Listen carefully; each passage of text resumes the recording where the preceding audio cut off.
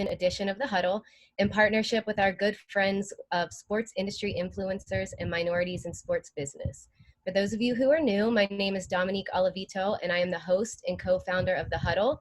A bit about myself: I live in Los Angeles, and I work as a creative executive within the sports industry. In my role, I oversee everything from content development, creative strategy, and content production, with various clients in this industry, and my work spans across professional athletes, leagues, players associations, and major brands. And I will kick it over to my co-founder, Paul, to introduce himself. What's up, everybody? Thanks again for being here. My name is Paul O'Connor. Like Dom said, I'm the co-host of The Huddle, as well as the Director of Business Development at Kids in the Game. Kids in the Game is a sport-based youth development organization based in New York City, and I oversee our school and community partnerships. About 2 months ago, Dom and I created The Huddle, and what The Huddle is all about. It's an online community that was created during COVID in efforts to bring together the basketball and larger sports community. Each week we welcome guests from different sectors of the business to come on and share their stories and educate others on their areas of expertise. And to be fully transparent, with the state of our country and our dedication to the Matter movement, we knew that this episode tonight, wasn't the opportunity to just bring another guest on to talk about their career. We wanted to use the platform that we've created to elevate the voices of our peers, partner with our peers, and bring people together to have a difficult and necessary conversation around race. In response to the violence and murders of George Floyd, Breonna Taylor, Ahmaud Arbery, and the countless other Black lives taken by police brutality, we have all been forced to reassess the role that race plays in our daily lives. And through this event, we want to spark a nationwide conversation around the impact of race in sports business. All of us collectively on this panel believe that progress begins by uncovering and discussing the ways that race impacts our industry. So tonight, we're going to cover some topics like the employee experience, corporate accountability, and allyship. And ultimately, it's going to be the actions of all of us on this call that will lead to sustained change in this business and beyond.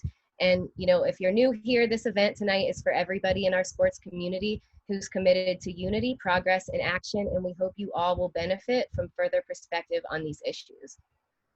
Yep. Well said, Dom. Yeah, look, this is about providing a platform to amplify the voices of others, to discuss real issues, examples, and stories. This is about listening, taking action, and making real change.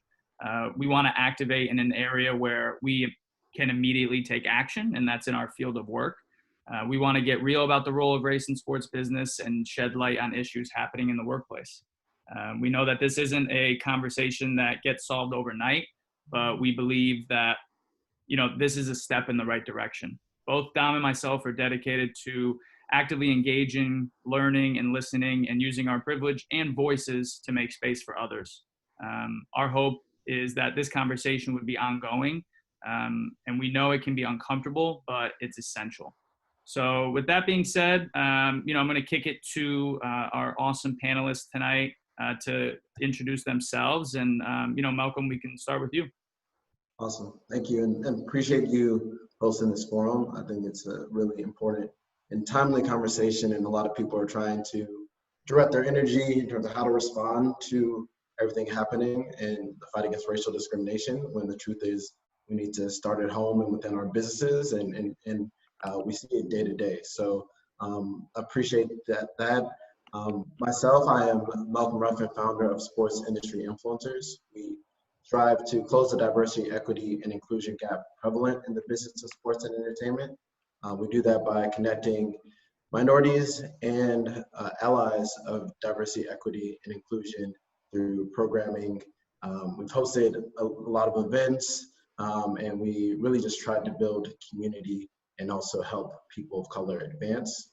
My personal background is from Chicago, worked at the NBA with Dom for a number of years. And then I just graduated from Harvard Business School, and I'll be going to CAA in a month as head of athlete content strategy. But beyond all of that, first and foremost, I'm a Black man in America, and this issue is something that I'm extremely passionate about. Thank you, Melcolm. Shaina, you want to introduce yourself next? Sure. Hi, everyone. My name is Shaina Wiel, and I am the founder of the Minorities in Sports Business Network. Similar to sports industry influencers, we're an organization that seeks to promote diversity, equity, and inclusion within the sports business space. We have over 1,000 members of color across the country, and we're first and foremost just a community and a safe space for people of color. But we connect people with jobs, and we also work with college students to help delete some of the barriers that they may find to enter the sports industry. Oh, and in terms of my background, I've been in sports for about 12 years. I've worked with ESPN. I've worked within the NBA family. I have done some work with athletes as well as some agencies like Global Hue and Endeavor and a few other agencies. So I've kind of been all over the place. And tell us about your new role, Professor Shaina, should I say? Oh yes, so in the fall, I will be teaching sports comms at Georgetown University as well as West Virginia University. So to any students who may be tuning in, we look forward to that. And I will be teaching about how to cover stories correctly, fairly, looking from all angles and not just from one view. So look forward to that. Yeah, big clap. Yes, amazing. We're so proud of you. Thank you, friends. And Vince? Hello, everyone. Vince Pierson. I've got my own consultancy focusing on diversity and inclusion. I choose to focus in sport, but essentially coming in and providing high-level strategy development on a micro, executing against that strategy, education and training, but also with a focus on cultural competence. My background, I've worked in sports for about 10 years now, with the last 7 or so being in diversity and inclusion. I got to sit next to Dr. Richard Lapchick during my graduate experience and work on some of the racial and gender report cards. And that's when I really started to hone my interest and passion for not just sport, but for the impact of sport. And so diversity and inclusion has been the lane that I've been able to activate within. And so now I do that independently now. It's amazing. So as you all can see, we put together quite a squad for tonight. And thank you all again for joining us. We have so much to cover tonight, so we will get right into it. First topic that I want to really shed light on is just the overall industry reaction to the Black Lives Matter movement. You know, what are your thoughts on this overall industry reaction, and what hasn't been as positive or effective, and why? Shaina, we'll start with you. So personally, I am proud of all the companies that, you know, came out right away and said something, and they didn't wait, they didn't wait to have a response to see how other people would react first. So shout out to those companies. But my biggest question has always been and is, what are y'all doing internally? Because to put out these Black Lives Matters, statements to support the Black community, I've seen a lot of donations that are happening, but if we were to sit back and take a look at home, what are your employees saying about working there? What are your employees of color saying about working there? So that's been my question to the larger community. It's like donations are great, but the reality is, a lot of that stuff is already kind of budgeted for the year. So, the reaction has been dope. It's been great to see. It's been disappointing for some of the companies who have been a little bit milquetoast and generic with their statements. But shout out to the companies who specifically talked about Black Lives Matter and wanted to make a change and a difference and be involved. Melcolm, what about you? What are your thoughts? Yeah, for sure. I definitely feel like a lot of companies had vague cookie cutter type language about unity, or don't even explicitly talk about police brutality and violence or racial discrimination. And so I think that that's very clear that if those companies aren't even committed to facing those issues in their corporate statements, they definitely aren't trying to do the hard work to disrupt those structures internally. It's hard to find those office cultures or recruiting processes or performance review policies that do have racial bias ingrained in them. And so I think that, as Shaina said, some companies were very explicit, some companies had actions that followed, and I think that that's very clear that they're more likely to succeed than those that gave vague statements. I think that and we can talk a little bit more about some examples that some companies that did do well. For my employer, CAA, beyond going there, they actually had, I believe, one of the strongest statements because it was backed by action. They came out publicly, but then they also promoted or had someone of color. They had Lisa Joseph Medalist was promoted to the board of the entire agency, one of the premier sports entertainment agencies in the world, and she's going to now have a seat at the table. That's a difference maker. And so I think that you can tell the companies that are committed to action and the companies that are just looking at this as a wave. And as Shaina said, it's popular to say this. Okay, we'll say this. We'll put this out, or it's safe now. So I think that you can tell the real from fake. Yep, well said. And good transition to our next question as well. Want to talk about performative activism, or slacktivism, as some would say. When companies are forced to confront racism, the responses are often predictable. Like you mentioned, a lot of people just put out cookie cutter statements or what other companies did. How can we hold these companies or people responsible for these messages accountable? Vince, we can start with you. I think we create accountability by doing things like this, right? We're having a conversation around it, and we're going to be critical. We're going to keep an eye on what you said. And we're going to want to see the proof of what you said you were going to do. And we're going to go beyond that. If you really care, then we're going to expect more from you moving forward. I think that pressure comes in a lot of different ways. The protesters that's a form of pressure. The looting that's happening, it creates a form of pressure. An individual who may stand up in a staff meeting and say, hey, I'm disturbed that this group hasn't had this conversation before. That creates pressure. And what's different, at least for me, when I just sit in the moment and feel this movement, I think what's different is that it seems like each of these different lanes are filling up, and we're creating pressure from a lot of different angles. I've been on the inside of an organization when a Black life has been taken in the street unarmed by police. And it feels much different today than it has in the past.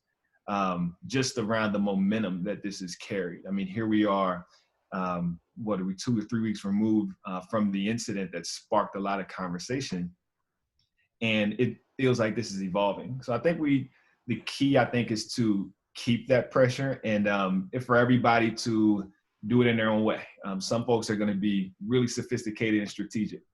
Some folks are just going to go wild out. Everybody has a role to play, and I think that is how we're going to apply pressure to start to create accountability. Yeah, well said. Shaina, how about you? Yeah, I echo Vince's statements in terms of accountability. I want to see what you're doing a year from now.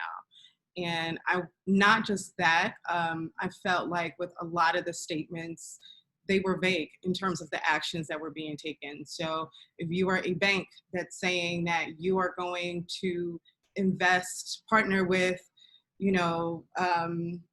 HBCUs, which, to be honest, I feel like is a lazy statement, because it's quick and easy to say, like, we're just going to partner with HBCUs, knowing that not all Black students go to HBCUs. So it's like, how are we going further than that?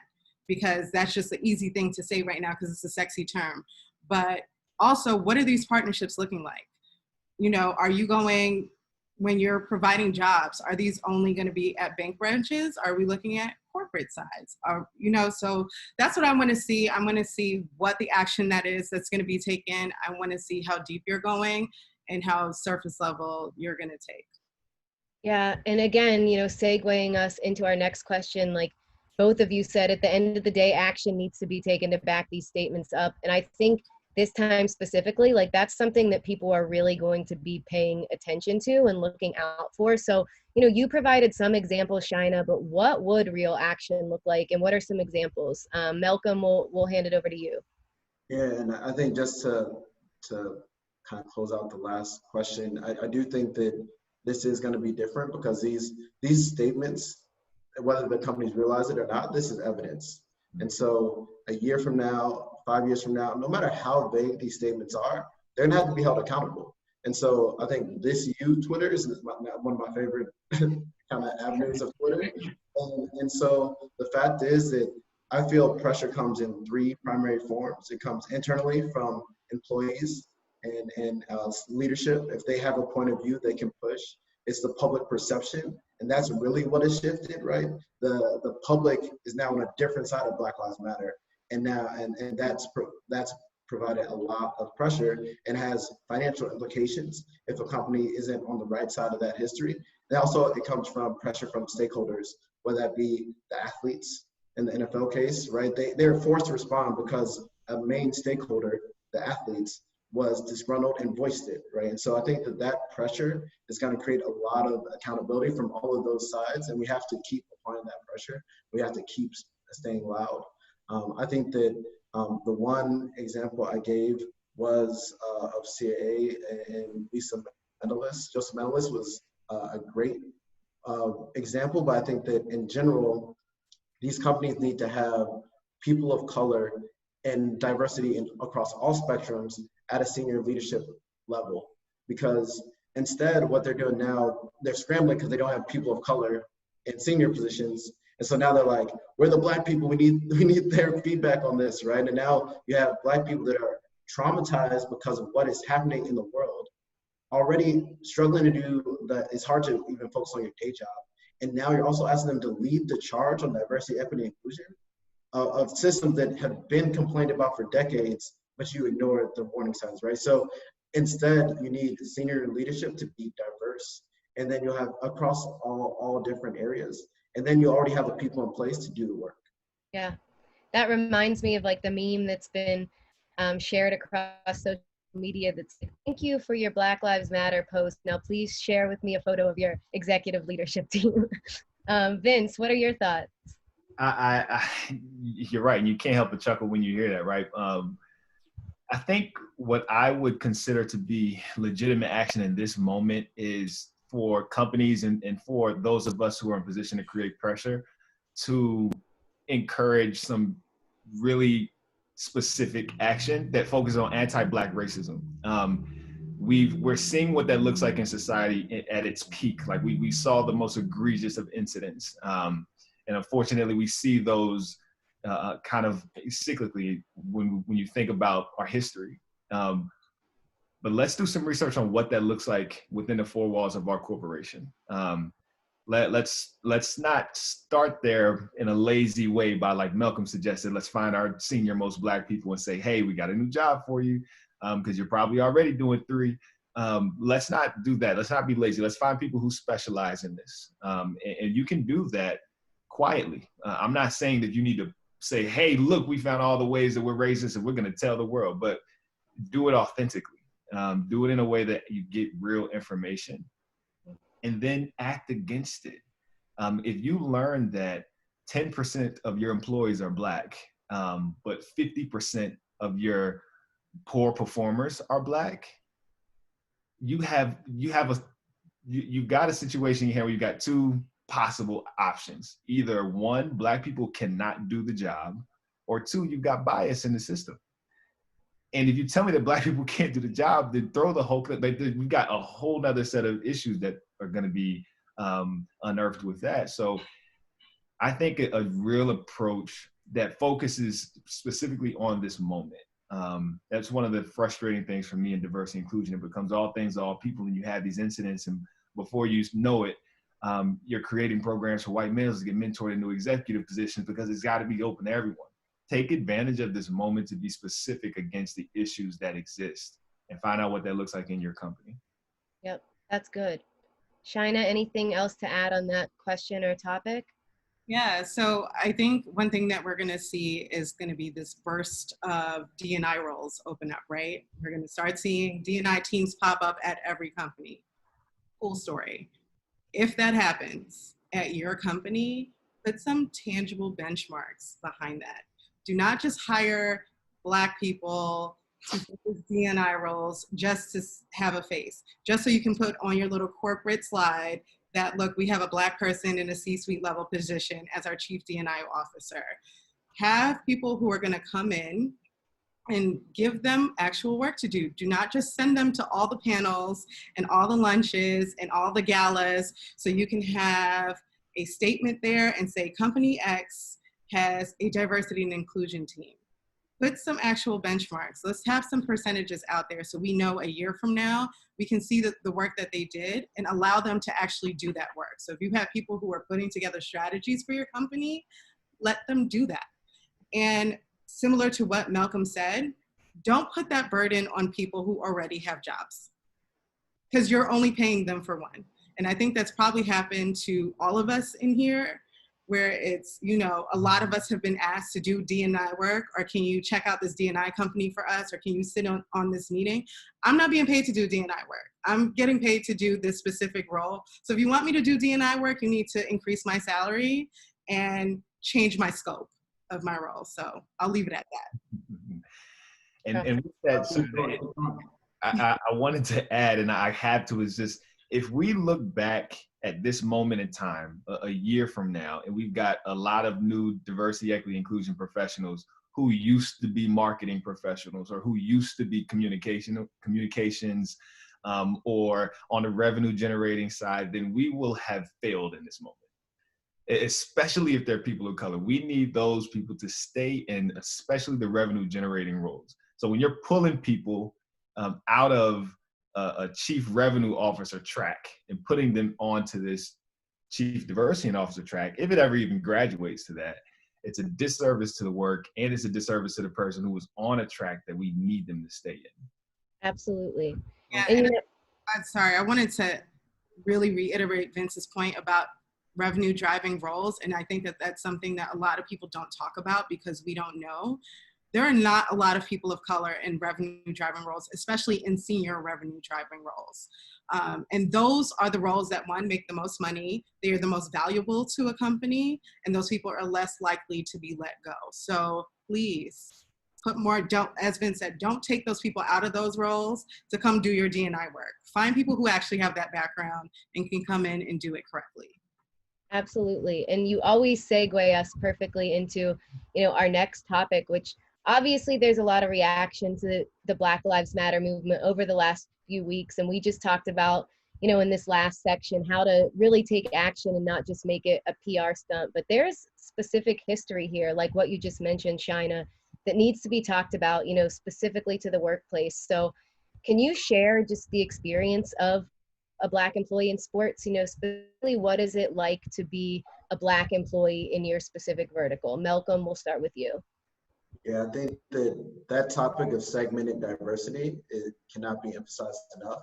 It's very clear in this industry that there are certain roles that Black people and people of color are kind of allowed to do, right? They're allowed to be in sponsorship servicing roles. They're not allowed to necessarily be in sponsorship sales roles. They're allowed to be in, if you look at the Institute for Diversity and Ethics in Sport, TIDES, which at the UCF report by Dr. Lapchick, you can see that there's, you can see where the diversity and inclusion numbers sit. What we don't see is that a lot of those VPs of color, a lot of the, whatever the titles are, they might be in basketball operations, or they might be in player development or something, right? They're allowed to interact with players and the talent, but they aren't necessarily to be in those revenue driving roles, as Shaina said. And so I think the topic of segmented diversity is something that I experienced, and that's partially why I felt the need to go to business school, was to kind of break out of that stigma. And so I think that's very, very much a big issue. Definitely. Shaina, what about you? Sorry, I think just to speak specifically about kind of the industry I'll be going into, and focus on content, this industry profits and benefits off of Black talent and Black culture. And the fact is that there are a lot of companies that are for the culture, but the people pushing the buttons, all their content producers, all their social media people are not people of color. Mm-hmm. And so I have several examples in my mind, but I think that they don't necessarily, they value Black culture, but they don't value Black talent. And I think that's something that's very real, especially within the content space. Absolutely. As someone who works in production, it's like we've talked about this specifically, Melcolm. You walk onto a set and you'll be, creating something for an athlete, and then it's an entire team of, white men who are not even, in touch all the time with even what they're filming. It's just to fill the job. And I think specifically in production, you want your stories to be raw and authentic, and you have to bring in, a diverse crew to do that and to tell those stories. Shaina, can you share your experience? Yeah, and I would even say, to add on to that, I think especially within the athlete space, a lot of athletes are being very more vocal about the types of people that they want to see on their teams. And to that point, which kind of goes into some of my experience, I would really like to see some of these agencies and these companies stop choosing Black people specifically for that reason alone. If you're not going to let them sit in on the pitch process and help you craft the pitch, and only ask them to come on because you need a Black face in the room, because Black athlete X is going to relate better to that Black person, but they have no idea what the pitch is because you asked them to come through this morning, that's a problem. And that's something that's happened to me. So I have had examples of both overt and covert examples of racism. I've been at one of the larger spaces within the sports. Sorry, Tropicana is really passionate right now. Yeah. It's all right. But I've been in one of the spaces where, wearing braids to work, and having someone ask me if I wash my braids with bar soap, asking someone, questioning my sports knowledge, or why am I working there? Am I only here, we can curse, right? But am I only here to fuck players? Things like that. Whereas like my other coworkers have never had those questions. Or, I've definitely been on the side where it was like, oh, Shaina, we need you to come on this pitch with us. There was a company that I worked for that was pitching BET for one of their summer events. Anybody who has worked on anything BET for a lot of their summer events, that the target audience there is Gen Z. I'm 34 years old. I do not know that audience. I don't know the music that they listen to, but you're asking me to come to BET because it's a Black face, and that you think that BET is going to relate better to me, and it may make your chances better in that pitch. When honestly, I can't speak to any of those rappers in the deck because I don't know who they are, and I've never listened to their music. So different things like that have been very, very frustrating to see. And, I challenge everyone in this chat who is not Black or a person of color to be very cognizant of the language that you're using. Same thing with that BET pitch. Like, I remember seeing the deck, and on the first page of the deck, it was like, 2019 is gonna be lit. We don't need to put that in a deck when we're pitching BET.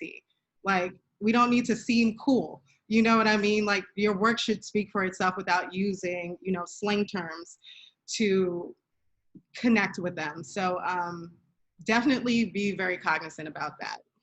Yeah, and a follow-up to what you said, and I know we're going to talk about, allyship and corporate accountability, but when you've had those experiences, like, have you felt comfortable sharing it? Have you spoken up, or was it something that you were just kind of like, this again, here they go? I would say in the beginning of my career, I didn't.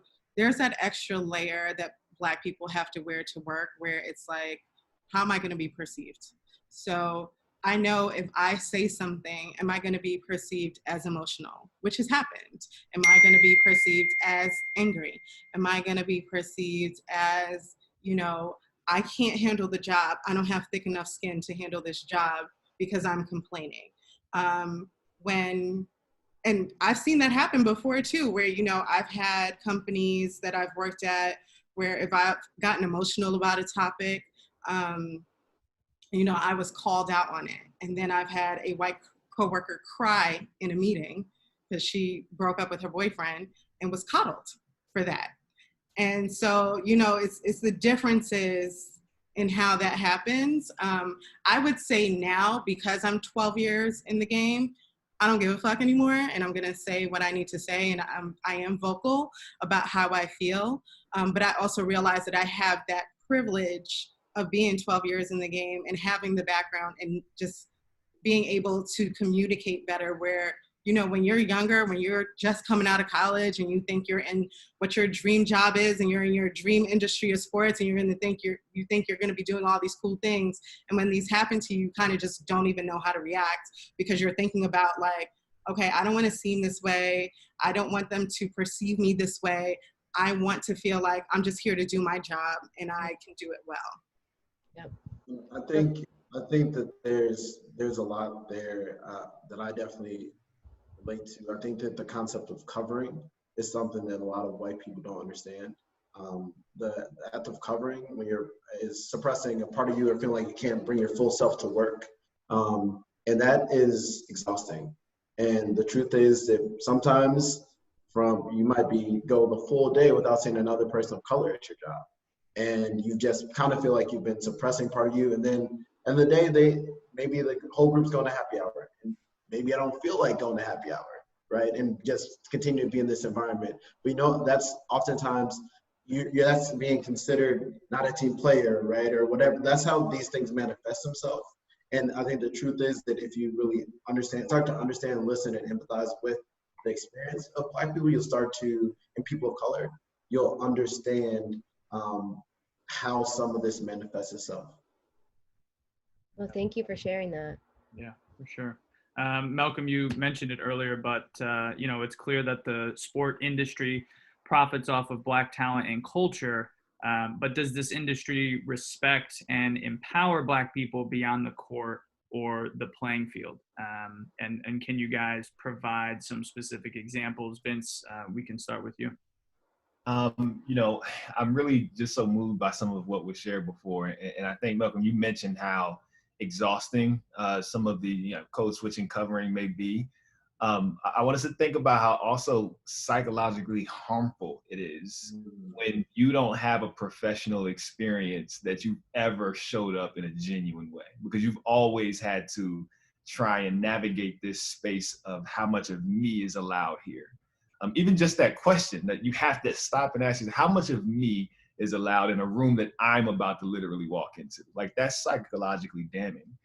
But to the question, I think sport is a microcosm of society. So unfortunately, the unfortunate reality of our society is that systems that profit off of Black bodies to the detriment of those Black bodies are rampant, and they've been, there's cycles, you know, they renew themselves, they recreate themselves.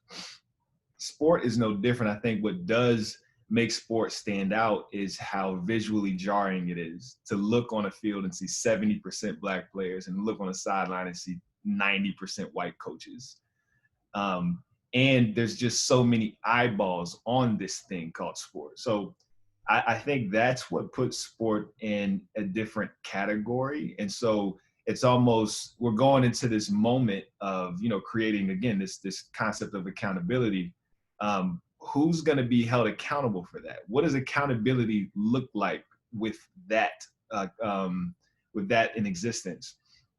And, you know, those are questions that we've not gotten to, but I think this movement will bring to the forefront again. I think that it's less of a matter of Black talent being empowered or respected.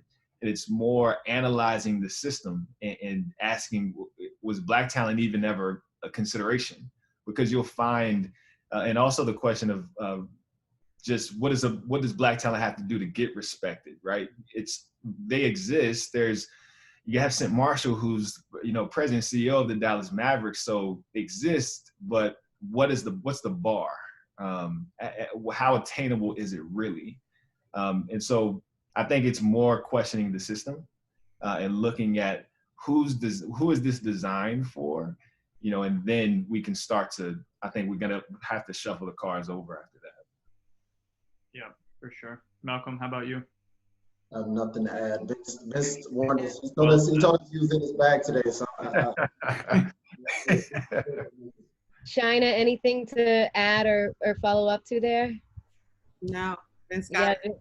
Vince got it. And, you know, as a white woman, it's like completely, you know, it's just, I hope every person on this call who is white or, you know, not Black has taken that, and it's just, you know, it makes you really think and look like this is stuff we have never really experienced in the workplace. So thank you for your vulnerability and sharing that. And, you know, as I said, I gained perspective. I hope everybody else on the call gained perspective from, you know, specifically the Black experience. So now let's talk about corporate accountability, and how that manifests within the company cultures and practices itself in systemic ways. So, you know, diversity inclusion, let's talk about this. That's a term that so many companies use. We talked about it earlier, but really don't put weight into, or just use this as a term to bring another Black colleague in. Do these diversity inclusion practices really help, or are they just, you know, to check a box in hiring, retention, and promotion? Shaina, we will start with you on this one. Sorry. So, yeah, I feel like a lot of companies are, you know, diversity and inclusion, D&I is a sexy term right now. Mm-hmm. Everybody's throwing that term out there, and I haven't really seen the work being done. When it comes to hiring practices, you know, how are we hiring? Because to be realistic, especially in the sports industry, y'all don't have problems or any issues getting Black people to apply. And I've heard that from very senior people so many times, like, well, you know, we just don't have Black people apply to these roles. Or, you know, we haven't gotten any any resumes from Black people for the senior VP role. So to that question, I challenge you to think about is, who is your gatekeeper? So if you're not getting the resumes directly, and you're claiming that you have not seen one resume from a Black person for this role, who is sending you those resumes, and how are they analyzing these resumes to figure out who is the best fit for this job? Additionally, you know, we talked about some of these reports that have come out on diversity in the sports industry. I would love to see the breakdown of that, because what we're finding is that, sure, some of these companies are great on diversity, but it's because 90% of the people of color, or the Black people specifically who are being hired, are in very junior roles. And we're not even gonna get into people who are being undersold in terms of their roles. So, you know, people who should be at director and VP levels, but are being pitched as, sorry, my lighting is going crazy, but should be pitched, but are being pitched as managers or coordinators because they need to grow into the roles. That is something that I have never heard when it came to a white man. I've never heard a white man having to grow into his role. If anything, I've seen that they've come in at roles that they were definitely not qualified for, but, you know, they have the spark that gets them in there. Whereas, like, you know, I remember I had a friend who also works in this industry when she was working with headhunters, and they told her she needs to take the director title off of her resumes because it could be seen as intimidating, even though she's been in the game close to 20 years. So in reality, she should be like an SVP by now. But the fact that she's even still being considered for director roles is insane. And to discuss the internal part, what are we looking at when we're seeing promotions, when we're seeing people who are being fired and let go, when we're seeing people who are quitting? There was this one company that I worked at within the sports industry where it was a running joke that when white people left, we busted out the corporate card to have a cool big happy hour for them. And Black people sort of just disappeared from the office, where, you know, you'd realize after 2 weeks or so, you're like, oh snap, I haven't seen Melcolm in a while. Does he still work here? Let me text him real quick and see if he still works here. And then you text him, he's like, oh yeah, sorry, I got let go 2 weeks ago, or I left 2 weeks ago. So how are we looking at those numbers? When we're looking at the review systems, where when people are getting reviews, are there certain buzzwords and keywords that are being used in the majority of the Black people's reviews? Like, they're not ready for this role, or you know, they don't feel comfortable in this position, doesn't ask for help. What are we seeing in those? So I would definitely love to challenge anyone in this room who are in those very, very senior positions, especially if you are not Black or a person of color, to really start to pay attention to those different types of things. If you are at a company and you see that 5 Black people left within 6 months, that is a problem. There's a reason for that. So. And just to follow up with that, because we've talked a lot about, you know, those numbers and just companies like reporting data, but it's like, if that's plain as day and people can see that, like, why is there no accountability? Because they're not actually like recording that data. They're making excuses as to why. And, you know, something that I tell all of the younger people that I work with is, you know, keep a record of everything that happens to you at work. Every little thing that may make you feel uncomfortable, may make you feel angry, keep a record of that. Because what's happening is a lot of these, especially in the terms of, you know, people being let go or being forced to quit, because that's something too that, you know, a lot of us see. It's like we're being, you know, pressured to quit. You know, it's this case that's being built up. So it could be just like a ton of smaller things that your coworkers may not be looked at for, where you're being looked at for. So, you know, I've worked in marketing and digital. So we'll say something as small as like, you know, if you work in social, the copy not being correct or something, whereas like your white coworker, it may just seem like a one-off, you know, a one-off mistake where they'll be looked at as like, oh, they must have just been an off day. But for a Black person in the company, that's being recorded. And then when they're pulling up every single day that one of these small mistakes were made, and then that's building up into a case as this person is not competent for their role. Whereas some of their white coworkers are just being seen as they had an off day, or, you know, that's just a mistake. That was a one-off mistake that they made. It's not how they usually are. So yeah, I just don't think that companies are actually recording any of that data or looking at it because they're creating other hard data to, you know, just align with the decisions that they've already made. Mm-hmm. No, thank you for sharing and elaborating on that. Vince, anything else to add there? I think just when we think of, you know, coming from the D&I space and having done so internally for a few different companies, I think this is a case of two things can be true, where you can check the box and still create true impact. Let's say, you know, if an organization wanted to hire, we want to hire 10 Black people this year. Well, if you hired one last year, then that is hell of movement, right? We just made a lot of progress. However, it's the culture that you're going into that's a lot of times not addressed. And that is where challenges persist. And it's also that the goals are not set as such. You know, I think what ends up happening is that so many different perspectives are brought to the table. And by the time you're done having a D&I conversation, you've talked to legal and you know what you can't do here. And you've talked to, you know, marketing, and they don't really have the needs, or they're on a hiring freeze. And next thing you know, it's like, well, we only have one role, and you know, HR is going to tell you we got to hire the best person for the position. It's like, all right, well, you know, this was an exercise in futility. So I think it's diversity and inclusion roles can and do work. It's what they're empowered to do.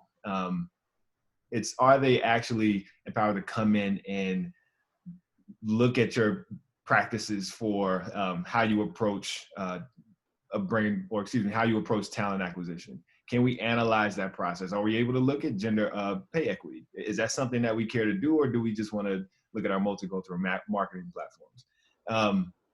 And I think that's kind of, you know, a continuation of our previous conversation, where if we're moving people from marketing roles into diversity and inclusion roles because their skin tone match the need, are they going to have the expertise needed to know how to actually create pressure and actually create movement for a comprehensive diversity initiative?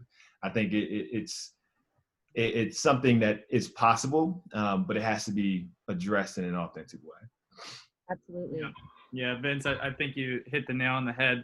You know, it goes deeper than just hiring Black talent and people of color. The problems are vastly internal. So I would actually kick it to everybody, but Shaina, we can start with you. But what would you guys like to start seeing?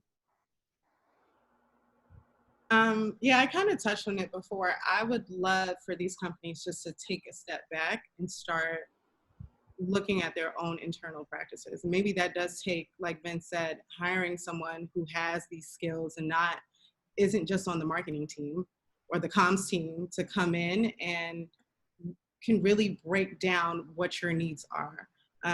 I would love to see more people of color getting hired not just hired, but promoted, and promoted in a timely fashion. So I think someone in the chat just now mentioned, like, you know, the rate of Black people who leave because they've hit the ceiling and they know they're never going to get promoted into that SVP role, these EVP roles. You know, there's no reason why a Black person should be in a director role for 10, 15 years when the average rate of promotion for some of your other employees are 5 years. So that is something that I would really, really like to see, and something that is really that I'm passionate about, is to see that rate of promotion, and not just in revenue generating roles, but, you know, once they're promoted, making sure that these people have the voice to actually do the work, and not just promoting them just to promote them, but actually let them do their job, let them sit in on those pitches, let their voice be heard. You know, Vince, you talked about like the multicultural work. I've worked in the multicultural space and the general market space, where I've seen the vast difference in budgets for that. You know what I mean? Like, there was one major brand in particular that I worked with where, you know, in general market, the budget was $60 million. In multicultural, the budget was barely $1 million. And I didn't know how to navigate that space because I started off on the general market side. So when I'm coming up with ideas, I'm like, yeah, but we can pitch them for like 5 million or whatever, because they have that money. They dropped 60 million just on one quarter. And, you know, the team was like, yeah, but we haven't really seen that money from them. And, you know, we don't really want to even ask them for $1 million because they usually don't give us that much. So, you know, when people of color are being put in these roles, like, allow them to do the work, allow them to do that general market work, that real work, and don't just pigeonhole them into some of the smaller things that you don't think has as much visibility until some shit blows up. And then it's like, let's just call the Black guy who works in the office so we can see how that person can navigate it. Because then you run into that Black person having the voice of the entire company on their back, and that is not fair. So even in this situation now where, you know, as Melcolm said earlier, a lot of companies are pulling in their Black employees to help them craft statements. That is not fair for your Black employees to have to craft a statement for $1 billion revenue company that houses thousands of employees, and it's left up to these 5 Black people to craft a statement and be the voice of that entire company. Because if the statement is not 100% correct, that comes back down on them. And that's not fair. You have a comms team for a reason. Make sure you're hiring diverse people in senior positions in that comms team who are equipped and qualified to do this, so you don't have to get that person in marketing to come and start playing PR manager. So those are my thoughts. Well said. Melcolm, how about you? I think for me, it's something that I think Vince started to touch on. When you focus on hiring, I think it allows you to ignore issues you already have internally. And so what you don't want to do is bring people into a burning house, right? Like, you got to get your own, like, if they can't flourish there, it's not going to work. And so at school, we learned about, I was in a class and we talked about the inclusion dial. So with their employees of diverse backgrounds, first they need to feel safe, then they need to feel welcomed, then they want to feel celebrated, and lastly, they want to feel cherished, right? And it's not until they feel that they're valued and that they're empowered, they can really thrive. And I think that you see when it goes right and you see when it goes wrong. At Twitter, for example, Jack Dorsey announced that Juneteenth is going to be a company holiday. Like, you know how proud a Black person feels to get that recognition of something that's widely unknown to a lot of white people. To have that recognition means the world, right? So you know you can show up as your authentic self. Versus in other situations, and I think it's really interesting to see how the NFL has switched within just a few years. But back in 2016, when Philando Castile and Alden Sterling were tragically murdered, I knew a lot of employees of the NFL, including my friend Essay, that was trying to get the NFL to say Black Lives Matter, trying to get them to acknowledge what was going on, and it was to no avail, right? And so to see that clearly they weren't empowered or they weren't supported enough for those voices to be heard, but then for them to say 4 years later, it's kind of interesting, right? Are they just following the money? Are they following money, public sentiment?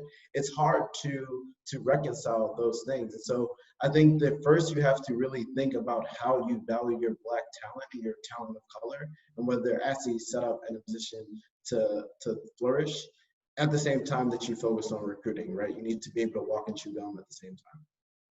Absolutely. Vince, anything else to add there? No, I mean, literally could echo that entirely, because that would be what I would hope to see, is for leadership of companies and companies holistically to think how what we see outside, how metaphorically the knee on the neck, how might that be happening in our building? How can you think critically around that conversation? And to Melcolm's point, now how do you address it in your culture? I think it starts with listening, and I hate to say that because, I think Black pain and suffering has been on display for the entire world for so long, and now it's like, in the midst of trauma, here we are having to do it again, and hold on to hope that something tangible comes of it. But actually listening to the experience within the four walls of like hearing the stories like Shaina has shared about being looked over for promotion time and time again, or hearing stories like, oh, I actually hired someone 5 years ago, trained them, and now they're promoted over me. I work for them now. I've heard that. And that's like, how do we allow that to happen? And it's right under our noses. And so, I think at a point in time, that ignorance has to be called out. And I just echo Melcolm that we have to think about culturally what needs to change to address this. Absolutely. I hope there are some decision makers on this call, because you all are spitting game right now. That is racism and discrimination. So what are some forms that you may have seen and experienced yourself? It may, Shaina, with you. Yeah, so I kind of touched on this earlier too. A lot of it to me, it was dependent on where I was. You have some places that people are so used to just being the majority that they are just very open with their feelings. So whether it's joking about stuff, like I remember I worked a certain place this summer, the year that Trayvon Martin was killed, in the summer that Michael Brown was killed. And I remember a coworker asking me, why is everybody so mad at that kid being killed in Florida? Don't make it a race thing. Just tell me what happened.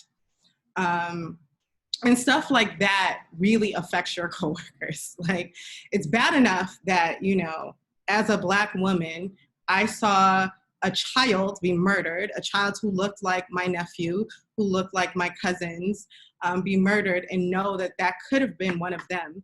And now I have to not only explain to you what happened because you're too lazy to go on google.com and find out what happened, but also I'm now tasked with making it comfortable for you in terms of not making it a race thing, to just tell you what happened, when at the end of the day, it is a race thing. And then go back to doing my job and making pretend nothing happened. So stuff like that. In terms of institutionalized, definitely, the promotion thing that I've seen time and time again, certain language that you hear all the time of, we don't think you're ready for this role. Or, if you ask for help, even though you're told day one, always ask for help. But when you do start asking for help, being told, are you comfortable in this role? Because we see that you ask for help a lot. Or just use your knowledge. Or I've also heard, we hired you at this level because we expected you to perform at this level. So why are you asking questions? Seeing coworkers be allowed to take time to deal with things, whereas some of your Black coworkers is not, because, their experiences may not resonate more. So, having a coworker be able to take a week off because her and her boyfriend that she met on Tinder broke up and she was distraught. And it's like, listen, I get it. Like, breaking up is a very serious thing. It is, I can't see someone coming to work after a breakup, right after a breakup, and be expected to perform. But let's keep that same energy with everybody on the team. Whereas like if someone is saying like, I had a traumatic event happen to me, I need to take a day, don't email them that day and hit them up and be like, oh, I know you're taking some time, but I need you to check in on this real quick. Or, you know, the next day, expect them to come in and do their job at 100%. Like if she was able to take a week off to deal with her breakup, which she most likely deserved, then I should be able to take 2 days off to deal with the traumatic event and just breathe for 2 minutes without you being in my inbox, or text messages. You know, I've seen things like that. I remember one time I was on vacation in a country that was known for not having good Wi-Fi, and having someone hit me up in my Instagram DMs to be like, we need you to check this real quick. I'm like, I'm offline. Like, I don't get cell phone service out here. I don't get internet service out here. Like, relax. We're going to be fine. Someone else can do it. We're not curing cancer here. This is not an industry where we're doing anything that's saving someone's life. Like, you don't need my input for that one slide on the deck. There are 4 other people who can give their input and have just as great input as I am. So. Right. No, thank you for sharing that. Melcolm, what about you? Yeah, I think the one kind of very public secret and the thing that we kind of ignore in this industry is the impact of wage suppression and unpaid internships. That is a very explicit form of discrimination.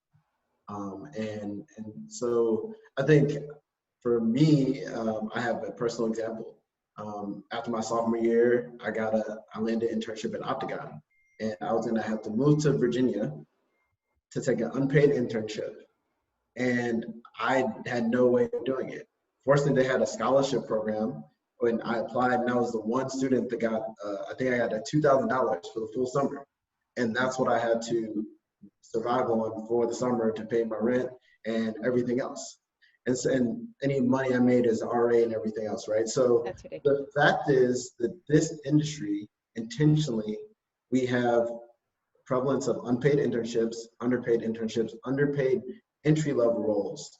And because of socioeconomic and systemic issues in the United States, that disproportionately impacts Black and Hispanic people, right? And so how are you expected to get that internship? But for me, I'll use myself as an example. Octagon was my first break into the industry. Without that, I wouldn't have got my internship with the Sixers. Without those 2 things, I wouldn't have got my job in the NBA. And so if you are kind of discriminated against from at the very beginning, and you can't afford to take a summer and not be paid, all right, then you can't get that job, then you can't break in, and then you're out of the industry, right? And then we have this pipeline problem and everything else. Also, when entry level, you're starting at the leagues and teams and everything, and it's really, really low pay because there's so many people that want to get in, and we all know, we've all heard it, right? But the fact is that leads to wage suppression in people that are most privileged and can have their parents pay for them or subsidize a lifestyle, are able to take those roles, then be able to get promoted, and then everything else, right? So we have to acknowledge, again, this is about the sports business, like that is the impact. It's not about the intent, right? Maybe the intent isn't to be discriminatory, but the impact is. So I think we just have to be forthright about that.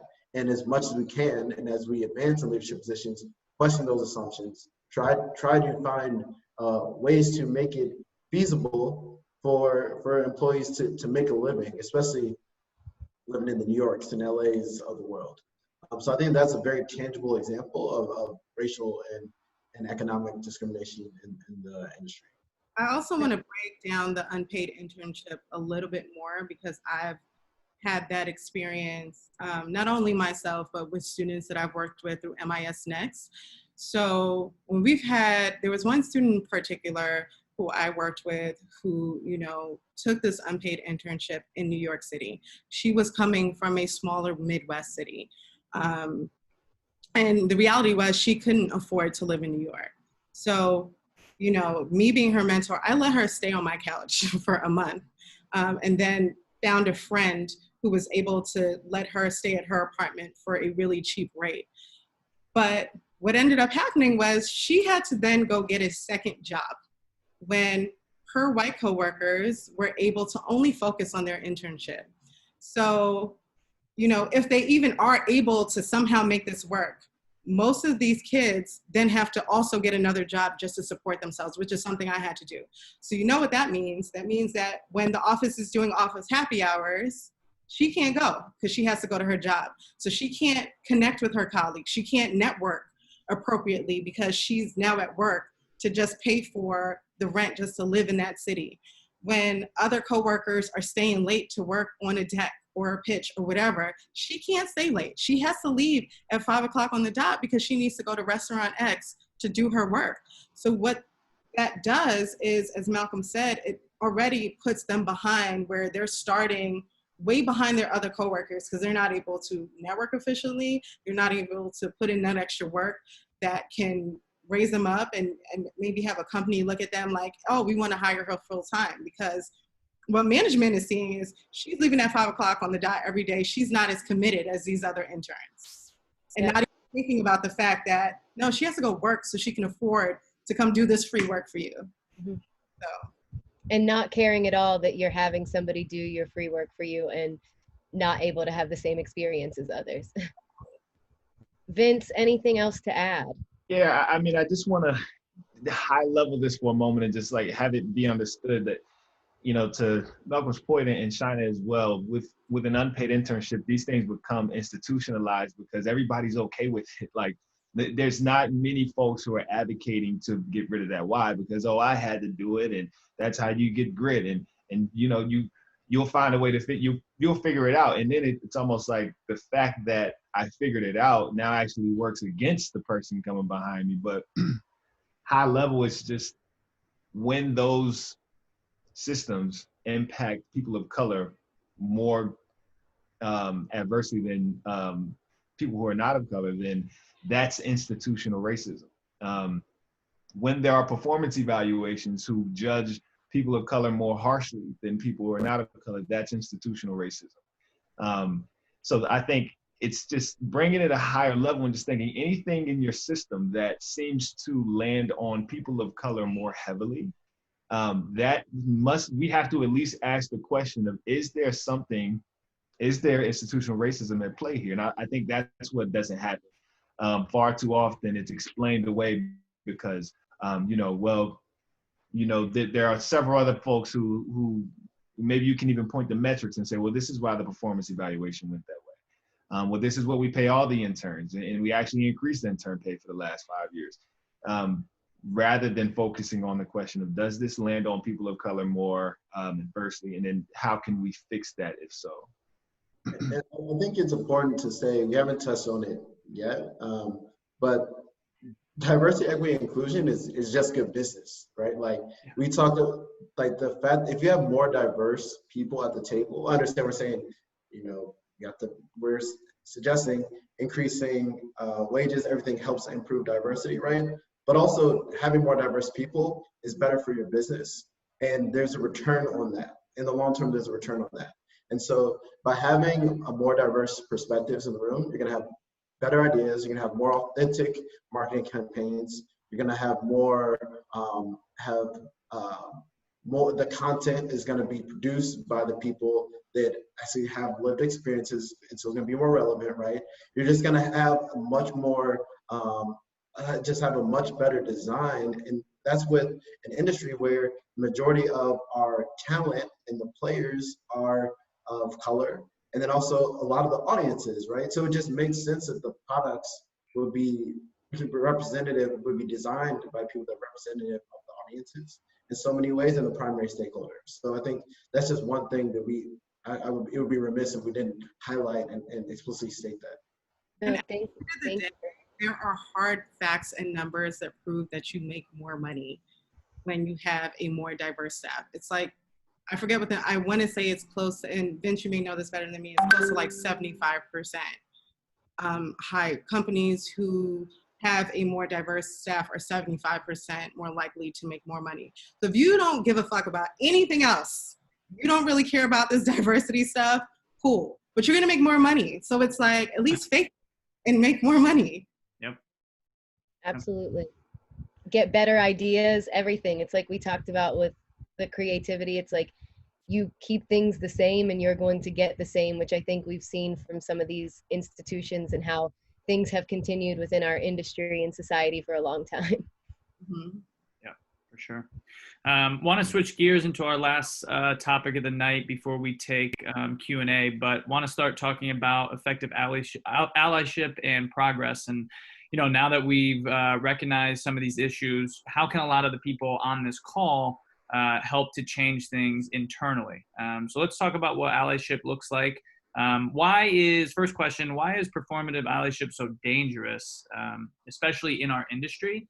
And for people that aren't aware of this, it's a term referring to activism that's done to increase one's social capital rather than because of, you know, your devotion to the cause. So, you know, we've seen it, it's a fine line on social media, right? I mean, you want to do things because you want to do them, but do you share them all the time? Is it okay to do it without sharing, all that stuff? So Melcolm, we'll start with you, but you know, why is this such a dangerous thing?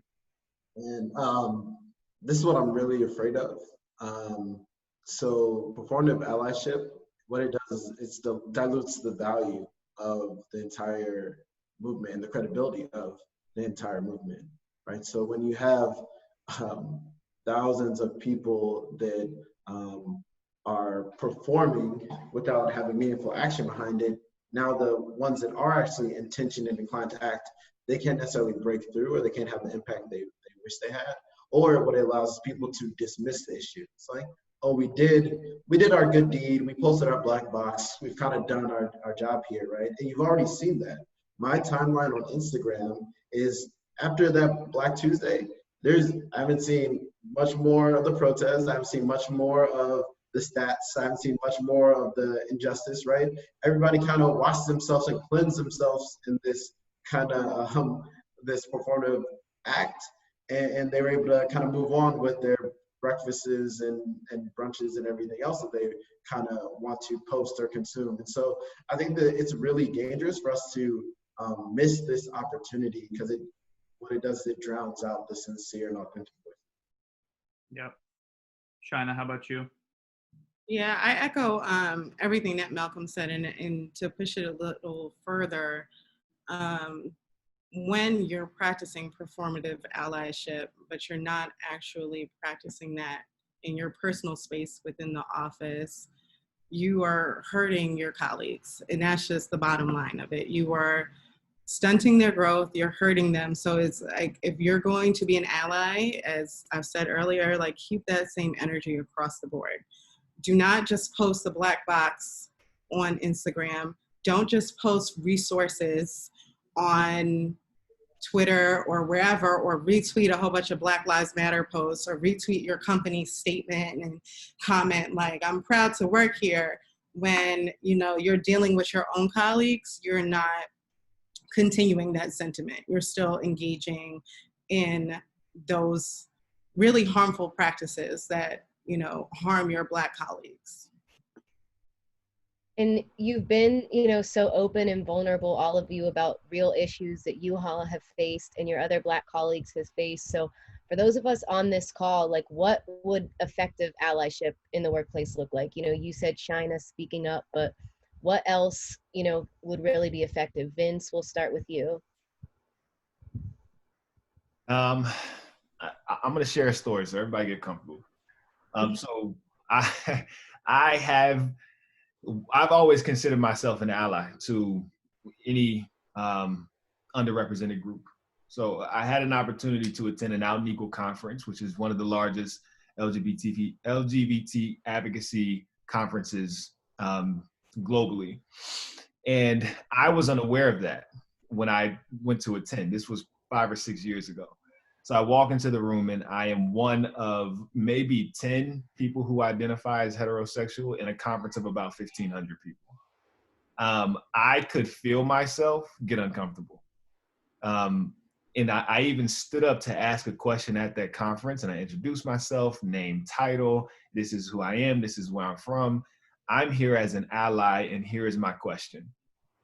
And the reason I share that is because I always considered myself an ally until I was in the room amongst the individuals I said that I was there to support. Then I got uncomfortable. And then when I stood up to speak, I made it a point to introduce myself as an ally. Now, in the moment, I said I did that because I want to be clear that I'm here to support the cause. In reality, I had to reflect on that and say, I wanted to be clear that I'm here, but I'm not one of you. Like, I wanted to let it be known I'm here, but I am not a member of this community. So when I think about, I share that because there's a few concepts I want to pull out. One, it takes intentionality, right? You cannot be an ally on accident. You cannot be an ally just by sheer presence. You're going to have to do something. You should be able to measure your allyship. You shouldn't even try to consider yourself an ally. You should only measure the things that would be considered your allyship. Secondly, is that you have to be willing to reflect. Like, I could have walked out of that moment and said, I stood up and said, I'm an ally because I'm here as an ally. I want to support the group. Instead, on my drive home, an hour and a half from Orlando back to Tampa, I reflected on that moment and I realized that my intention was different, even than what I thought, even from what I told myself. So the other point, so I think those are two things, intentionality and being willing to reflect.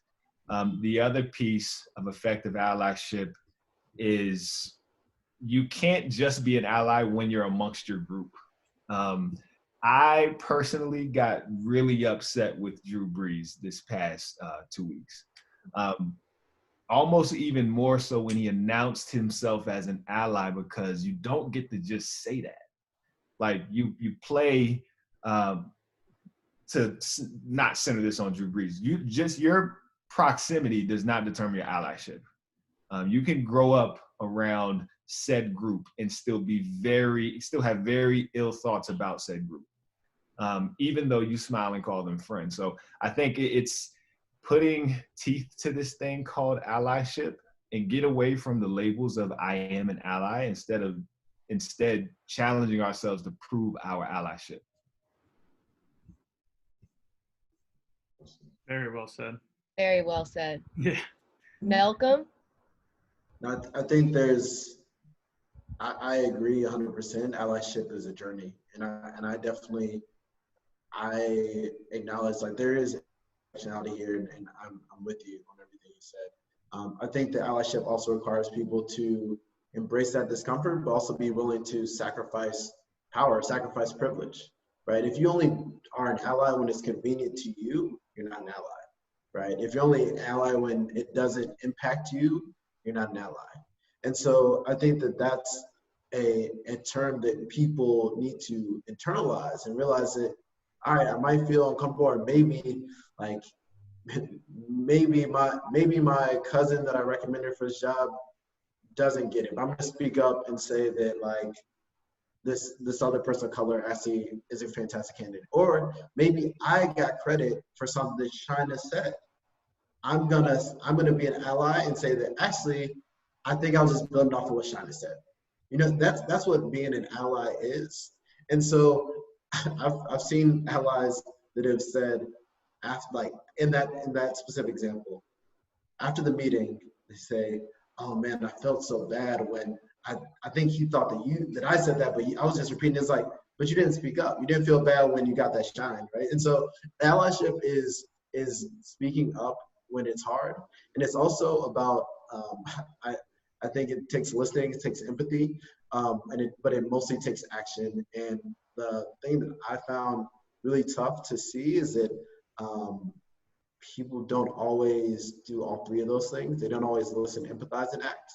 Sometimes they just act, you know, and I've seen groups of white allies that have started doing things, and I'm like, did the Black people ask you do they want that? Do they benefit from that? Is that, yes, you may post this on the intranet site, which is fantastic, but you ignored all the things they said about the long list and years of complaints, right? There are receipts already, like they're already, you might not have heard this in the past, and maybe just now speaking, really listening with intent, but you should be following the lead of the people that are being marginalized in terms of what they need and how they need you to act.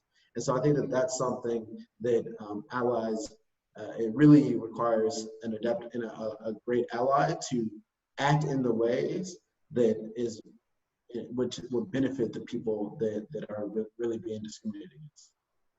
Absolutely. And it's not always going to be convenient. Yep. Shaina, anything else on, effective allyship? Yeah, I think what Vince said was very important about you don't get to be an ally just because you said you're an ally. And I think that that is something that we've seen a lot where, you have people who are like, but I'm not racist. And, I volunteer for this organization and I donate here. And, I make my posts on social media and I support you and all the things. But if you don't take a step back to check yourself and check your own behaviors and check your own listening skills and your own thoughts and how you talk to people, then you're not being an effective ally. And I've had coworkers like that who were all about the fight until it came to the fight internally at the office, until it came to like helping me to get to that next level or helping that other coworker to get to that next level, and not, as Melcolm said, taking an idea, or if we're sitting in a meeting and that someone of color has had thoughts on that, but they don't feel safe enough to speak up in a meeting because they may be the only person that looks like them in that meeting and they don't think that their voice will be heard. To say something as simple as like, oh yeah, well, Melcolm and I were talking the other day about this and, he had a really good idea. Melcolm, do you feel like talking about it? Or do you feel like, expanding on that idea or something like that? Those are small, but really, really effective ways that you can be a good ally. So yeah, just honestly, just checking yourself. Yep, for sure. So last actual question of the night, and then we'll get to Q&A. But, look, now more than ever, we need to empower everyone to be a part of the solution, to listen and to take action. And, conversations in the workplace can be a bit different than our conversations in everyday life. And so, Shaina, we can start with you, but what would a productive conversation look like between teams or colleagues in the workplace? I think the first thing is listening and understanding that just because you've been in this game for 20 years and you may not have experienced this experience and, you work for what you think is such a great company and it's been amazing and we're so open and diverse here, just taking a minute to listen to the experiences of some of your other coworkers to figure out how your teams can be better. And, we all know that to make changes at the company level, it's going to take time. There's things that need to be put in place, but even starting on your own teams, making sure that you're empowering people of color, making sure that Black people feel safe to be themselves and they don't have to put on a mask to come to work, and they feel safe enough to share their experiences. So if something does happen, they feel safe enough to talk to you about it and not feel like you're going to be offended and put their job at risk and put their livelihood at risk because you felt personally offended to something that happened. So I think that's listening and starting small is, to me, would be some of the most productive ways to have this conversation. Vince, how about you? I think that right now is such a unique moment in our history that these conversations can actually look the same that they would look at home. I think that if you are a person, if you're a Black person and you feel a lot of emotion around this topic, you should feel empowered to share that right now. If you're a Black person and you feel a lot of emotion and you don't want to share, I hope that you feel empowered to not share it at all. But I think right now is a moment where whatever is in your gut, whatever you feel, you have rationale to express that, because I would say probably 8 out of 10 companies have put themselves in this conversation now. So I didn't even start it. You started it when you released the statement. Like, now the conversation has started and I want to have a part of it. I need you to understand how that feels for me. I think the next piece of that, and this is my shameless plug, y'all gonna have to forgive me.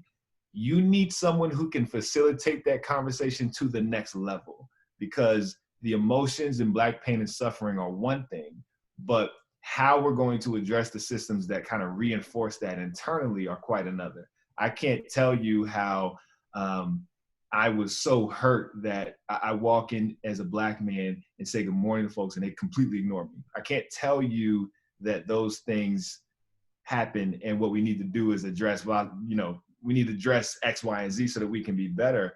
I can only tell you the emotion that I feel around it, or at least I should only be responsible for sharing that emotion. Companies need to invest in resources that will allow them to have that conversation, but also have the one that needs to happen next, which is addressing internal culture and addressing racism that is likely present in most businesses. Mm-hmm. Instead of running from it. Absolutely. Asking people to volunteer their time, pay them. Right. Yep.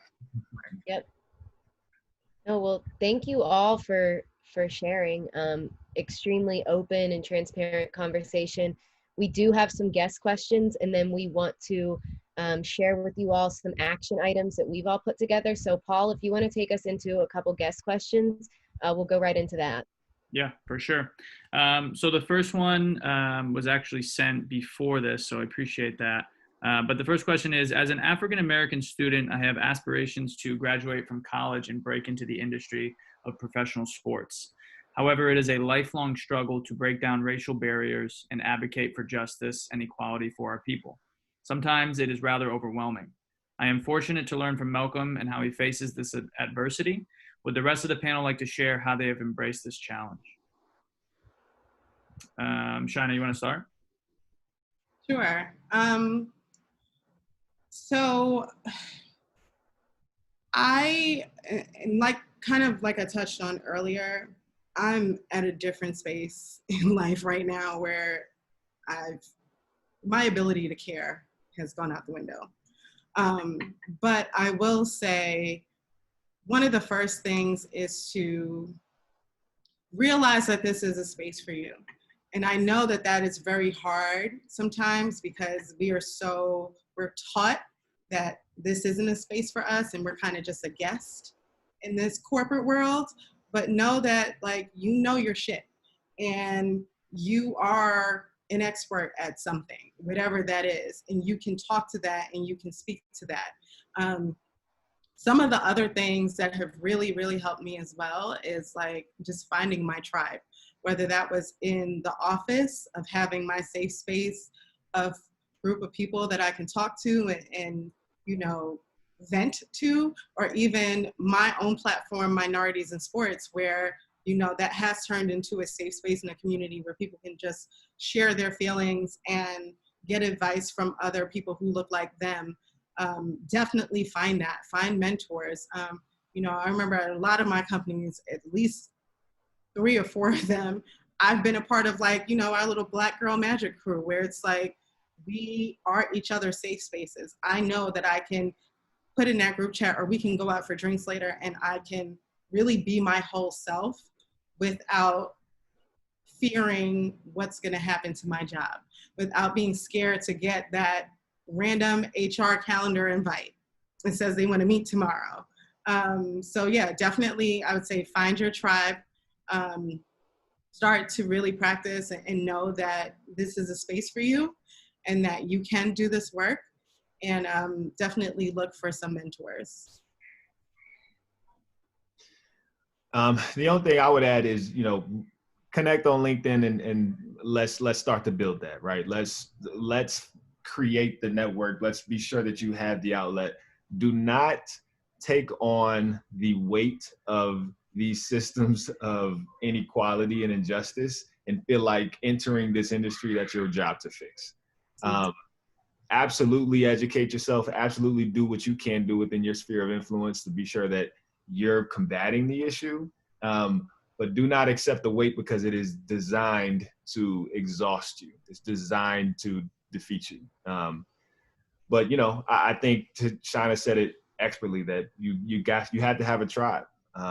And if this is something you care passionately about, then, you know, I could probably be a part of your tribe. So reach out, whoever that is. I think just to add, and I'm not sure who it was, but I think to build on what Vince and Shaina said, your obligation is to yourself, and you know, you got a whole network, a whole group between MIS and sports industry influencers, people that are rooting for you, so don't feel like you have to go at it by yourself. I also think that this industry teaches you and trains you and just reinforces to be grateful for what you have. Like you're lucky to be here. Like you're lucky to get this job. Like at the NBA, I was so happy to be at the NBA. It wasn't until like 4 or 5 years later, I was like, wait, I can't actually pay my rent. Hold up. Like, you know what I mean? So like you have to also know your worth and never settle. And if you're in an environment where you're not set up to succeed, or your manager has a bunch of microaggressions and you feel like you can't get promoted, like just know that there are other places, there are other jobs, there are other cultures. For me, I spent last summer at Twitter, and Twitter was a fantastic, very different from anywhere I've been, right? There's tech, there's media, there's so many different sides to this industry in places where you'll be better, you could be better set up to excel. And so just never settle and know your worth. I think it's important to reinforce that because we're repeatedly kind of beat down and taught like you should be lucky to be here. And be okay with saying no. And I say that cautiously because I don't want, as a young person, for you to be penalized for saying no to certain things. But if it is something that, you know, makes you uncomfortable or is completely out of your scope. So we talked about the example of a lot of Black people being asked to do D&I work, right? Like, you can say something as simple as like, you know what, I'm not qualified to do D&I work. Like, you know, my background is in this. I can recommend some people who would be more qualified than me. But, you know, definitely to Vince's point, Vince, he's right here on this call. Connect with LinkedIn, guys. But, you know, to Vince's point, don't feel like you have to put those burdens onto you where you're overextending yourself and then you get burnt out. Because I feel like a lot of us have done that early on in our careers. We want to seem like we are so, you know, adequate and we're just like the best person at this job, and we say yes, yes, yes to everything, and then we end up burning out.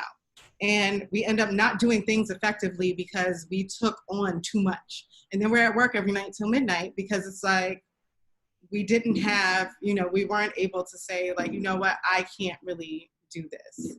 So. Thank you guys for that. And thank you for the question. We did receive a couple more questions that were submitted beforehand. So this next one, which we kind of talked about a little bit at the beginning, but how do you all think diversity and inclusion will be different now in the sports industry? Vince, you want to kick us off? Yeah, I think that I think what's going to be different for sure is that we're going to have a lot more representation. I would be shocked if I'm not sure what the percentage is now, but I'd be shocked if 50% of professional sport teams across, I'll say the Big Four, don't have someone who manages this project, this diversity and inclusion project. Now, how they position it is yet to be seen, but I think for sure we're going to see a lot more representation, which is encouraging because one of my beliefs is that the sport industry is full of a lot of smart people. We just have to get them to care about this topic. Once they bring that creative energy to the topic of tackling racism, I think we'll be in a much better place. So hopefully we see the conversation buoy up and we really get leadership across the board, not just people that work in D&I, leadership across the board engaged in this important conversation. I hope that we continue this momentum and we kind of drive into that lane. Absolutely. Anyone else like to share on that question? Yeah, I definitely feel like there's going to be, at this point, like a bunch of D&I task force and different things, right? But I think those people have to be empowered.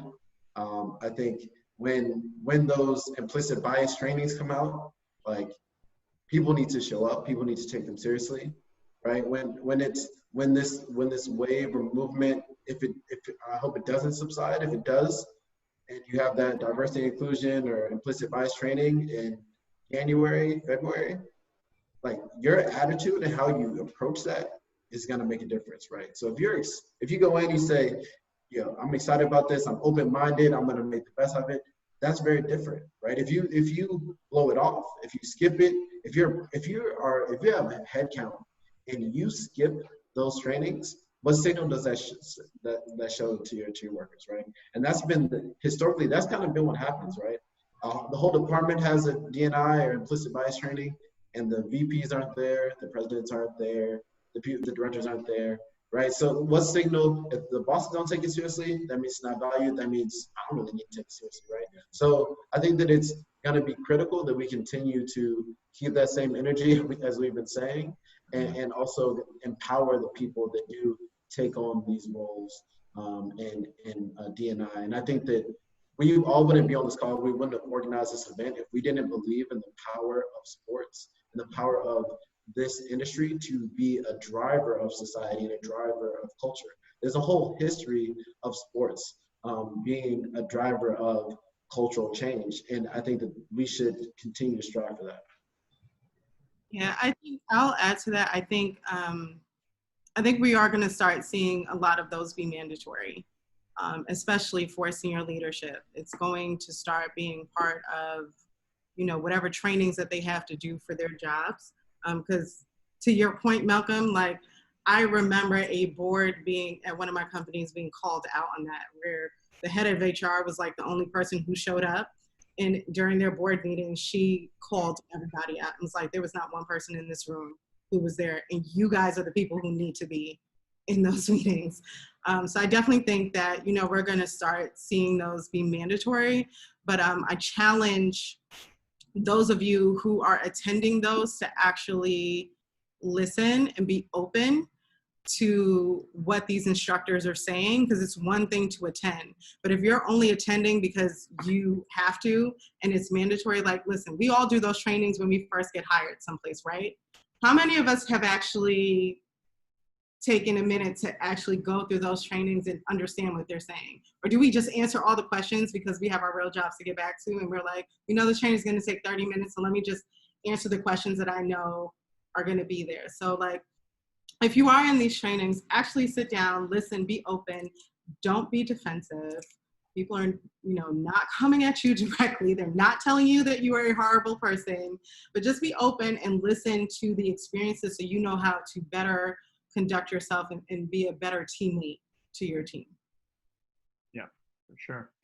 I don't know if you guys can see the YouTube comments, but we got crazy amount of questions. There's no way we're gonna get to them all, but we have a couple in Zoom too. So thank you, Chris, for submitting this one. But he says, I was in emerging media in the Jersey office at the NBA, and being the only black person on my team was very stressful. And daily I had to walk on eggshells and talk the lingo just to fit in. I felt like I had to work 2 jobs while being at work, which you guys talked about earlier. And then he says, but my question is, at my company now, we don't have a diversity and inclusion team. How do I go about holding my CEO and senior team accountable? And what should that timeline be? Whereas they're looking at me to be the lead, but it's not my job. Of course. Who wants to go first? I want to jump in on this one because I've had this conversation countless times in the last 2 weeks. I think what's most important is oftentimes Black folks who are tapped to have this conversation and lead it internally, you're passionate about it. You care.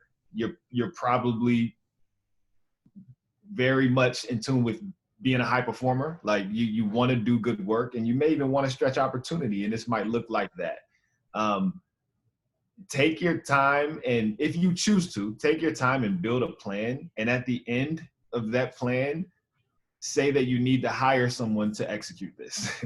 That must be a part of your plan.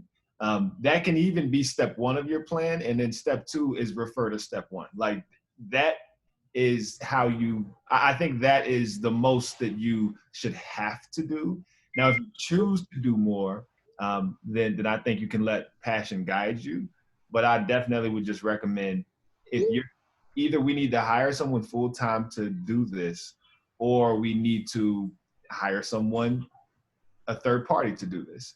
because I don't think it's just not fair, and it's in my opinion, it's not going to be comprehensive if it's somebody's part-time job, and I just don't think that model is going to be effective. Vince, I hope your inbox just explodes after this conversation. So we will. Yo, drop your email, bro. Yeah, put it in the chat. Who's your booking agent? Right. I'm gonna need one after this, huh? Yeah. So our next question in Zoom, it's from Miguel, and he said, this question might be a topic for a different time, but I wanted to ask for advice on educating Black international athletes who do not have a full understanding of systemic racism in the United States. How do we begin those conversations with them and prepare them for the difficult reality when they are transitioning to the US? Good question. I would like to start to touch on this because I am a first generation American and have a lot of family who still lives overseas. I think the first thing we need to think about is like, let's not assume that they don't understand any part of it. There are Black issues everywhere, and a lot of them are dealing with racism in their own countries as well. Even some countries that, you know, we like to think are super progressive, like, you know, the Dutch colonized my island. So I have a lot of family who lives in the Netherlands. And, you know, a lot of people think the Netherlands is this great, happy, progressive place where everyone smokes weed and they're so open. But really, the Netherlands is one of the most racist countries on this planet. And we don't have time to go into all that stuff. But I think, you know, they may not understand the systemic racism here in this country, but I think, you know, definitely just have open dialogue with them, do some research on some of the racism that goes on in their country and try to correlate that and, you know, talk to them that way. And honestly prep them. Like, I have, one of my cousins is coming to the US to play D1 ball from the Netherlands, and I've already started having conversations with him about, like, you know, these are things that you have to look out for as a Division I basketball player on a majority white campus. These are things, you know, don't put yourself in these situations, you know, the talk that we all have to have as we're growing up, but also like giving him the grace to know that he knows what racism is because he deals with that in the Netherlands. Like, he knows what it's like to be the only Black person on his basketball team, or to be called a monkey, or, you know, if anyone's familiar with Dutch culture, to know about that blackface scenario that happens every Christmas and being called Zwart de Piet. So it's like, I'll send you links, Melcolm. Yeah, I'll send you links. But, you know, he sees that because they deal with that. So, you know, I've just been very open with him about examples here and just how to work through that, so. That was a good question, and thank you for sharing that. Oh man, I'm trying to pick another one. There's a lot of good questions in this YouTube. We'll go with Stephanie. What advice would you give to a younger Black employee that acknowledges they are being treated unfairly internally within the office, but also not supported enough to have a voice to speak up? I have one. I hope this is a part of a lot of companies' kind of call to action or plan. There needs to be both formal feedback loops and also anonymous feedback loops. And it's specifically for situations like this. When someone's vulnerable or doesn't feel safe, if you don't feel safe in your environment, how are you going to speak up? And you know, who's going to hear those? If you don't feel like they'll hear your cries, how are you going to speak up? So I hope that companies actually make it part of this. Pass email extensions or anything where people can submit feedback or experiences and situations anonymously.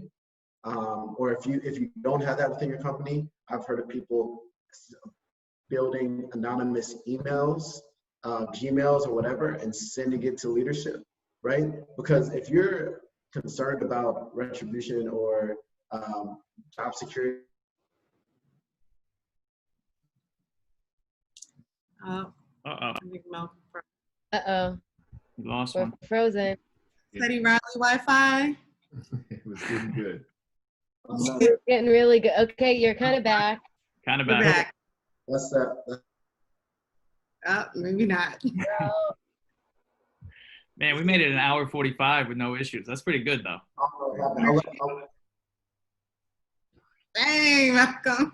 You gotta fix that Wi-Fi. I know. Does anyone else want to take that one, or what do you think? I don't have anything else to add.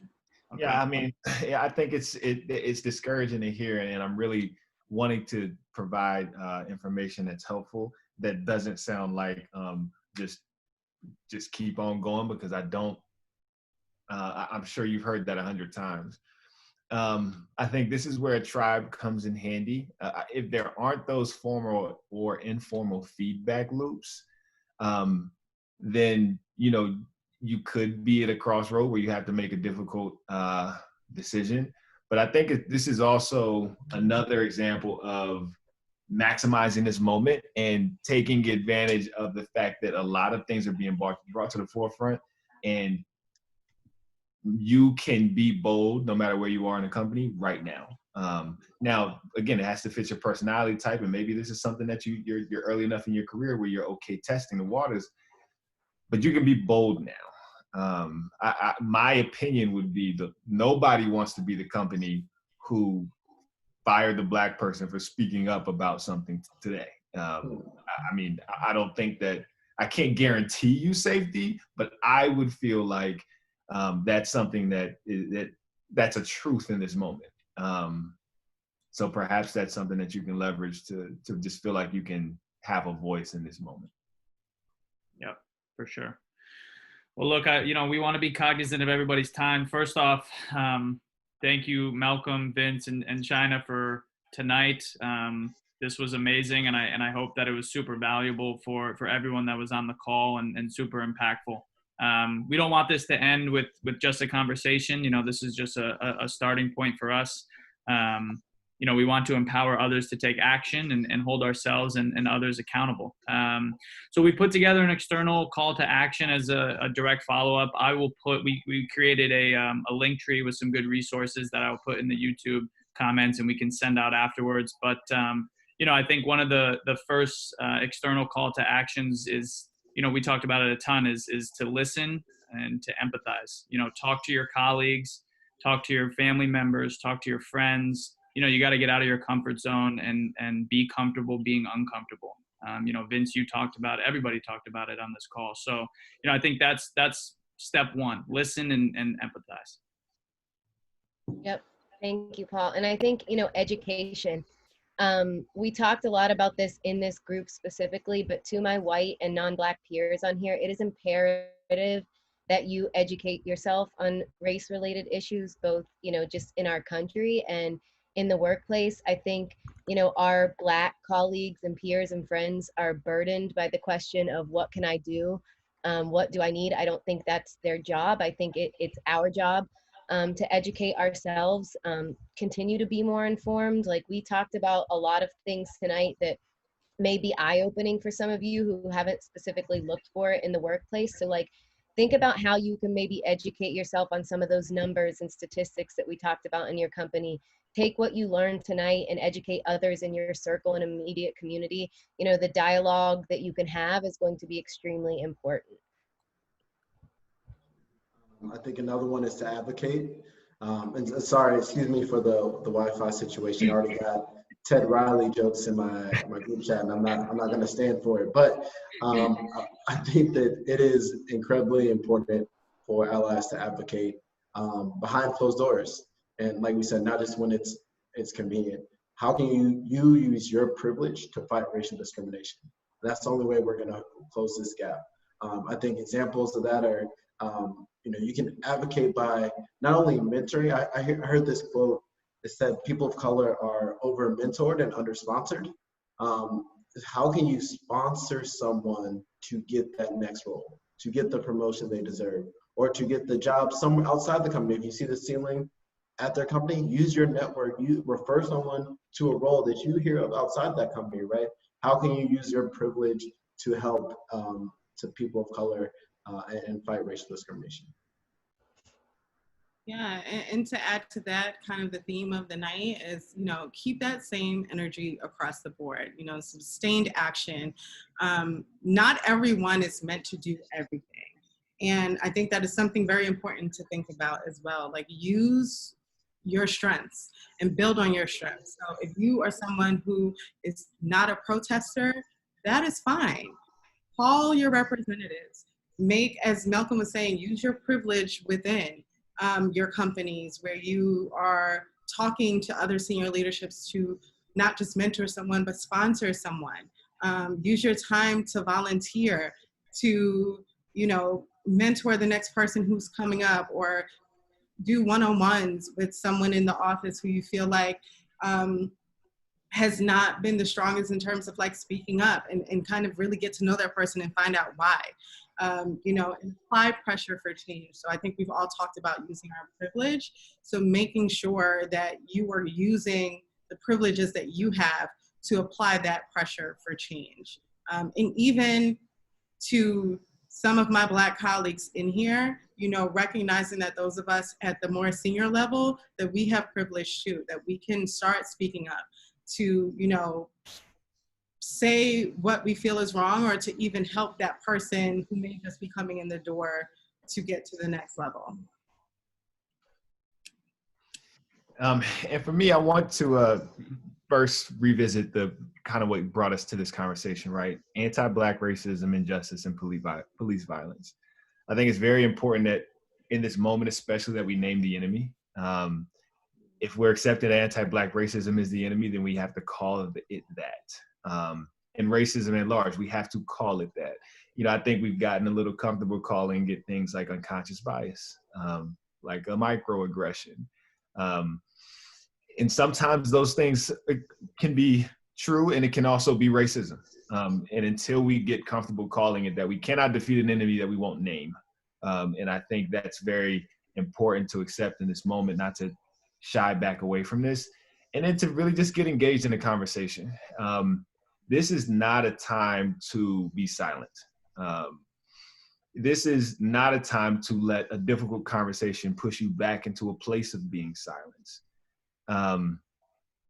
We need every voice, and we need everyone involved in pushing forward so that we can defeat the enemy. And that if you find yourself in a place where you're challenged, that's okay.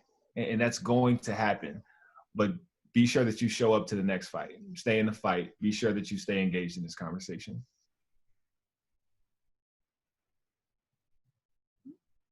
And lastly, you know, self-reflect. I thought, Vince, your story was so powerful. You know, have there been times where you could have used your voice and you didn't? You know, how can you be a better ally in the workplace? Maybe think of times where you've been ignorant, or things that you've been taught in your life that you can reverse. What else could you be doing? To Shaina's point, you know, we all don't have to do everything right now, but we do have to do something. So self-reflect on what is best for you. Because, you know, to change an organization, you have to first start with like the organism. So self-reflect, change yourself. Those are just a few of our call to actions that we had outlined. I have one add to that, Dom. Okay. I think I gave this piece of advice to a friend of mine, and on that self-reflection piece, document it and write it down. Capture exactly how you're feeling in this moment, because if you're gonna listen to anyone, it's gonna be listening to yourself, right?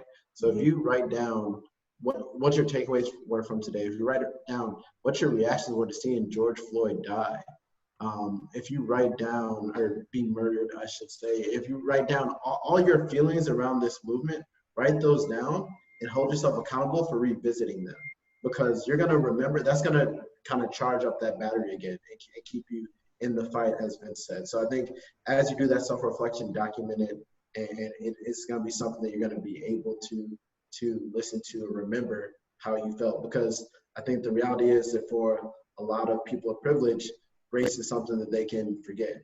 Versus if you're a person of color, you remember that every day of your life, you're dealing with it every day of your life. So just how can you keep that in the forefront?